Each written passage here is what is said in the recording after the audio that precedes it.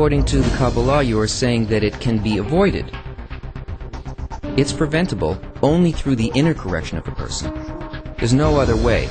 No external actions will help us. What do you mean by external actions? Well, suppose we start to place all sorts of sensors to detect earthquakes. To put it simply, any technical means that we develop except inner correction will eventually be to our disadvantage. We will see that the more drugs we produce, the more ill we become. The more we advance in any area, in any field of development, we eventually arrive at the recognition of something bad.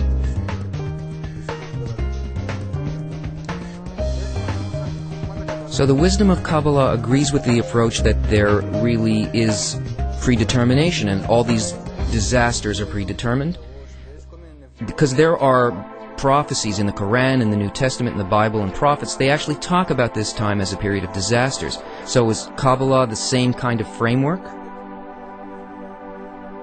Well, let me explain this. Up until the beginning of the 20th century, until the point where the nation of Israel began to return to the land of Israel, all of humanity needed to go through these years and to suffer and accumulate a bitter experience. And out of that eventually comes evolution, so that humanity will discern that external development doesn't bring it to any place good.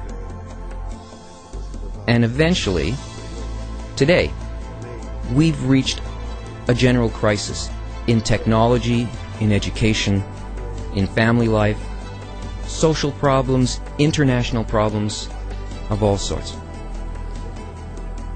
And it really is a general crisis, where in all areas of humanity we see that we don't know how to progress.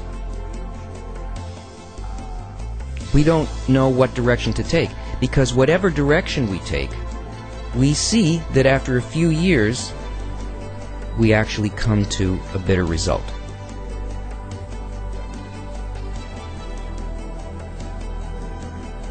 And until now, any development that took place was only in order for us to arrive at such a situation and conclusion.